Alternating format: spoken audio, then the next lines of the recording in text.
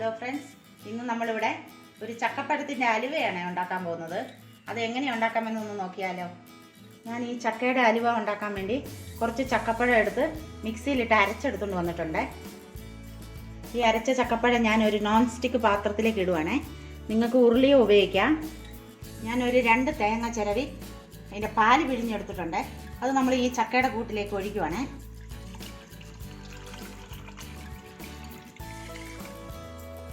നമുക്കിത് രണ്ടും കൂടെ ഒന്ന് മിക്സ് ആക്കി എടുക്കാം.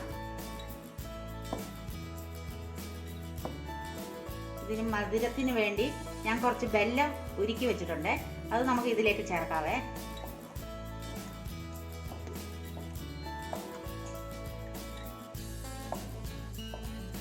നമുക്ക് ആവശ്യത്തിന് വേണ്ടി മധുരം ഉപയോഗിക്കാവേ.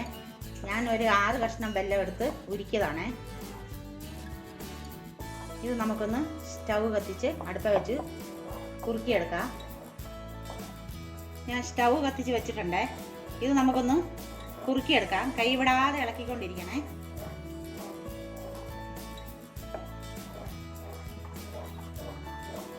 ഞാനൊരു 4 സ്പൂൺ കോൺഫ്ലവർ എടുത്ത് വെള്ളത്തിൽ കലക്കി വെച്ചിട്ടുണ്ട്.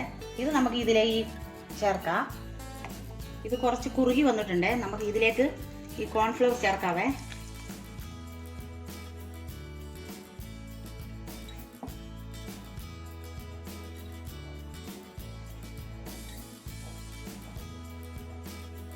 ഇത് ചെറുതായിട്ട് കുറുകി വരുന്നുണ്ട്.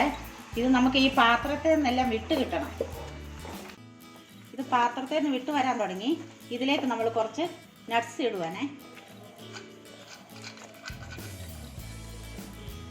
ഇതിലേക്ക് നമ്മൾ കുറച്ച് ഏലക്കയും ചുക്കും പൊടിച്ചതാണ്. ഇത് നമുക്ക് ഇതിലേക്ക് ചേർക്കാം.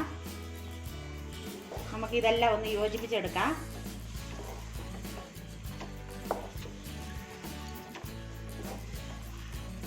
ഇത് പാത്രത്തിൽ നിന്ന് നന്നായി വിട്ടു വന്നിട്ടുണ്ട്. നമ്മളിതിൽ ഒരു തുള്ളി എണ്ണയോ നെയ്യോ ഒന്നും ചേർത്തിട്ടില്ല. നമുക്കിനി ഇത് ഒരു പാത്രത്തെ നെയ്യ് തൂത്ത് നമുക്കിത് പാത്രത്തിലേക്ക് കുടഞ്ഞിടാം. ഞാൻ സ്റ്റൗ ഓഫ് ആക്കുവാണേ. ഞാനൊരു പാത്രത്തിൽ നെയ്യ് തൂത്ത് വെച്ചിട്ടുണ്ട്. അതിലേക്ക് നമ്മളിത് കുടഞ്ഞിടുവാണേ.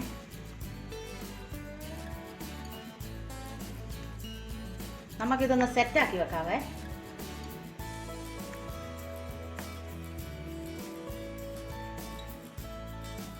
ഇത് ഞാനിപ്പോൾ സെറ്റാക്കി വെച്ചിട്ടുണ്ട്.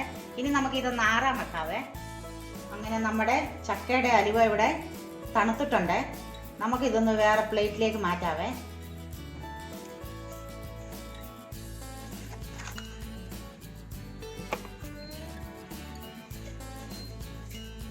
നമുക്കിതൊന്ന് മുറിച്ച് നോക്കിയാലോ.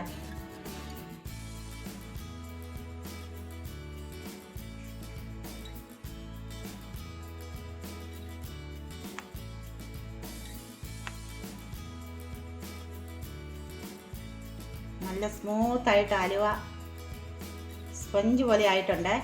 റെസിപ്പി നിങ്ങൾ എല്ലാവരും ഒന്ന് ട്രൈ ചെയ്ത് നോക്കണേ.